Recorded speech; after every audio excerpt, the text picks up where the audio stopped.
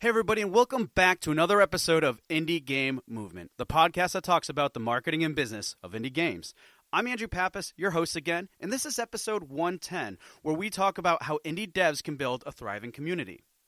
Now, if there's one thing that indie devs should know that they need, it's having a thriving community. But building a community and supportive fan base is no simple task, and not knowing what steps to take can easily make the challenge of building one overwhelming. Thankfully, our guest today is willing to offer his experience with creating communities and how they not only play a role to his company's success, but also how his process and mission has had a positive impact on the gaming community as a whole. Now, this episode is a little bit longer than our other ones, but with that said, we talk a lot. We had a lot of fun, our guest offers a lot of great insight, and I'm sure you guys will find a lot of value within this episode. So that's what we're going to be talking about right here today on Indie Game Movement.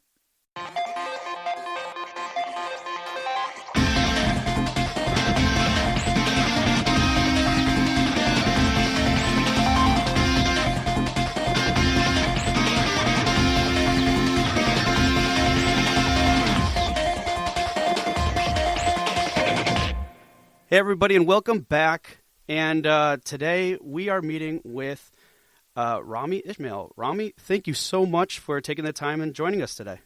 Thank you so much for having me. Yeah, no problem, man. All right, so for those of you who don't know, Rami is a co-founder of Vlambeer, which has titles that include Ridiculous Fishing, Nuclear Throne, Luftrausers, and a slew of others. He's also the creator of PressKit, which is an easy and free press page creating tool for developers.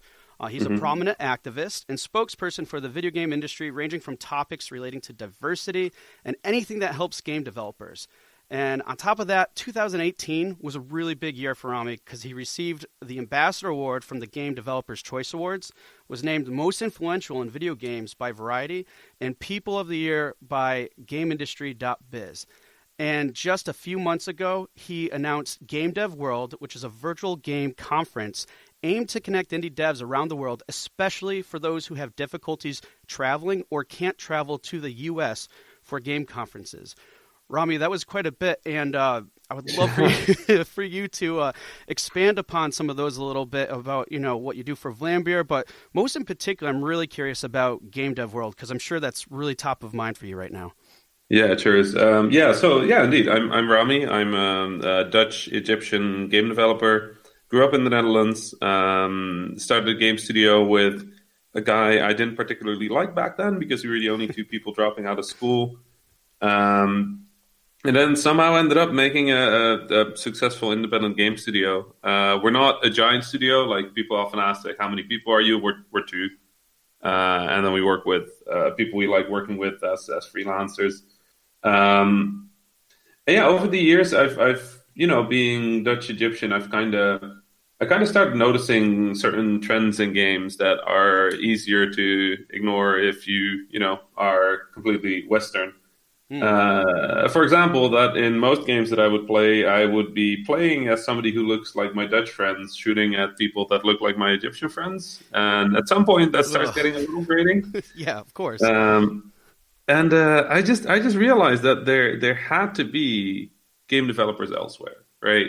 There had to be game development. It couldn't be that game development was just in the Netherlands and like England and the United States and Canada and some of it in Australia. And I accidentally ended up doing a lot of public speaking. I'm a programmer by trade. I didn't mean to become a public speaker, but I started doing those because we didn't have money.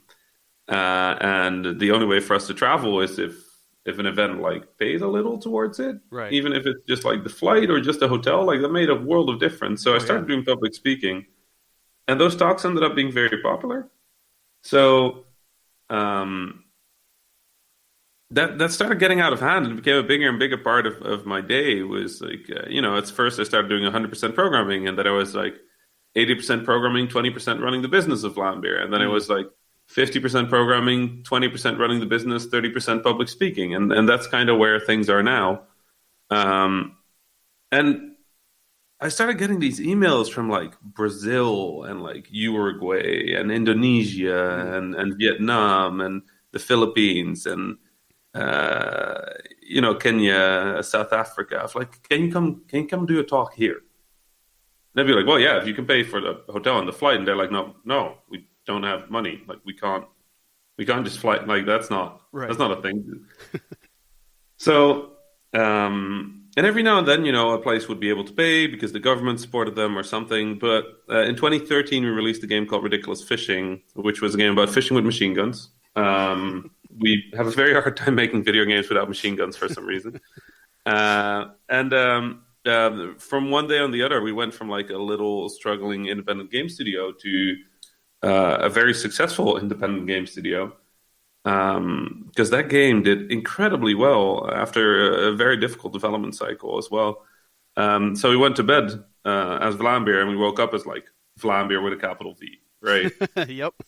And and then I went to my co-founder and I basically said like, "Hey, is there any way we can take some of that money and put it towards helping those other developers?" And he just looked at me. He's like, "Yeah, what else are we making money for?" And I'm like, "Oh, okay, yep, cool, sure, no, appreciate that." Sweet. So we started putting some of our resources towards helping other developers, right? And for me, that was a lot of that just meant I wanted to go to all those places that had emailed me and talk to them and like learn from them and like see what I could do to help and to like make them more visible, and to connect them to all of the benefits and privileges that I had from the Netherlands. And yeah, that kept going until last year. A lot of industries seem to finally like get the hint of like there's game development everywhere. We're just not seeing it because it's already hard to be visible in the United States or in the West, let alone if English is not your primary language. Right. Exactly. One of those tips you get from the press is like, make sure there's no typos in your email. And it's like, yeah, that's great. But also like, this is my fourth language. What are you talking about? So there was a lot of that. And then, yeah, like you said, early this year, I've been working on this for 3 years, so it's still mind-boggling to me that it's only been announced for a few months. I'm organizing an online free live stream games conference with talks in 8 languages, live translated and closed captioned to 8 languages. And we're covering more than 70% of the planet in terms of language. We're doing English, French, Spanish, Brazilian Portuguese, Japanese, simplified Chinese, Arabic, and Russian. Wow, that's amazing. It's a lot. Yeah. Yeah, this is entirely free. People can sign up for it right now at gamedev.world. That's the URL as well. And we'll make sure there's incredible content. Like we have some incredible speakers lined up. We have some really fun speakers lined up. We have a bunch of really fun perspectives that you normally just wouldn't hear because the people don't speak English lined up. And I'm just very excited because, those communities around the world, they've kind of become part of my life. The game development community in Russia, the game development community in the Arab world, the game development community in Brazil, in Spain, Portugal, Argentina, Africa. They've become part of my life, but they're not necessarily part of the games industry, sort of like collective consciousness. Yeah. And I'm just excited for all of them to meet. Yeah. Right? Even if just for one day. Or 2 days in this case. But I mean, and that in alone is like, I don't know, it sounds exciting to me because just from what you're talking about is the different perspectives and everything else. I mean, I strongly believe that where the world itself is becoming or already is a gaming culture.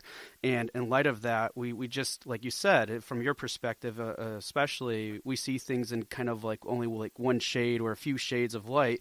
But the reality is there's many shades that we're going to be able to see. And it's only a matter of time before they start, coming together more, and we're seeing more of this. And I think, Game Dev World is totally a great way to kind of showcase that and just show, what's pretty much already here and over the horizon. So that's really exciting stuff. I think you kind of nail it when you say like the world is a playing culture, right? Because when you think about games, like, games are a form of play, and play is a way older thing than games, right? A lot of scientists, a lot of people argue that play is probably the oldest form of communication that we have as a species, and that it's kind of engraved, like it's kind of like embedded in our DNA, for the simple reason that if you imagine like humanity, like in its very early stages when there were like predators and other things around, like if you had like a spear and you would throw it at a tree just for fun, right, to see if you could hit the tree, Yeah. you'd be better at it. Yeah. So when you would try to hunt, you'd be more likely to hit, so you'd be more likely to survive. And if you just climb trees because that's fun, when a predator would show up and they would try and eat somebody in the village or in the town or in the community, you'd be the first one up that tree. You'd Yep. be fine. So it's kind of argued that play comes up throughout human history because it's literally a way for us to survive and learn, and that games are not like they're not an exception. Game play didn't come up as like this isolated thing in one part of the global community. No, it's inherent to us as a species, is playing. Yeah. So it's also an international language, and it's kind of a shame that we have this international language of video games where you can see how Americans feel about war, right? In a game like Yeah. Call of Duty, like the heroic, like we're going to save the world, like, like the strict, like all that, like army heroics. Because that's sort of like the collective consciousness of the Western world. We're used to winning wars, right? Yep. But then you look at this War of Mine, which is a game from Poland, which is used to war just kind of like happening to it. And it's this very dark, bleak game about surviving. And if you're Polish, you can play the American perspective and kind of get it. And if you're American, you can play the Polish perspective and kind of get it. Because play is just so international Yeah. that we have this amazing medium. And I'm just glad that we're now starting to use it in a bi-directional way instead of just one way. Exactly. And yeah, and that's why this, to me, this game dev conference you're putting together is just so exciting because it's really kind of bridging those gaps, and a lot of the points you've made from previous talks and everything you've doing. It's really one step closer to bringing us together as that gaming culture or whatever, the worldwide gaming culture. So good job, man. That's super exciting. I hope so. I'm very excited as well. It's a lot of work. Oh yeah. It's my God, who would have thought? But yeah, it's an exciting thing. I'm looking forward to how it all pans out. We're in a good spot now, but there's so many things that can go wrong that we expanded our team so much, and we're just trying to get things. We're just trying to get things as right as possible. And it's a fun one. Well, I'm sure you guys will get there one way or another. You'll get there. So, in light of all this work, what kind of things do you do to unplug? Oh wow, yeah. No, I mean, I love cooking.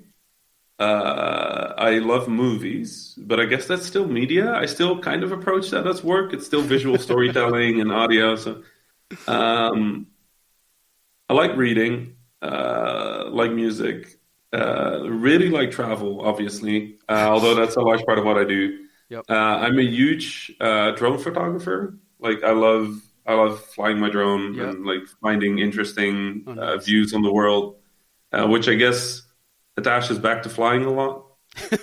Yeah. Like spend time with my family. I don't see them a lot, so whenever I'm home, I try to make sure that I meet up with them.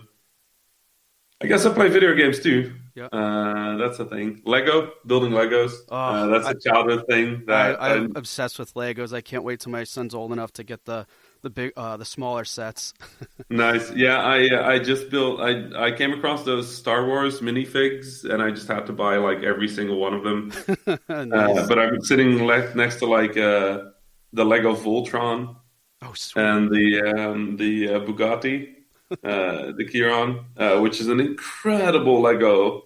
It's huge. But yeah, no, I'm a huge fan of just the building things, and I think in normal life, so much of my life is kind of unstructured and chaotic, and like just rapid fire, like me having to make decisions. Yep. That just having a booklet that says "put this block here" Yeah. is really reassuring. It's just like do this thing and things will be okay, and I'm like, okay, this sounds great. For once, I don't have to use any more of my bandwidth to do something I enjoy. Yeah. Just put the block here, and in the end, you will have a robot. It's like, okay, yeah, no, I love that as well. Awesome. Um, So yeah, I kind that's good. Yeah, it's honestly it's become really important to me to take care of my my mental health after 2013 when we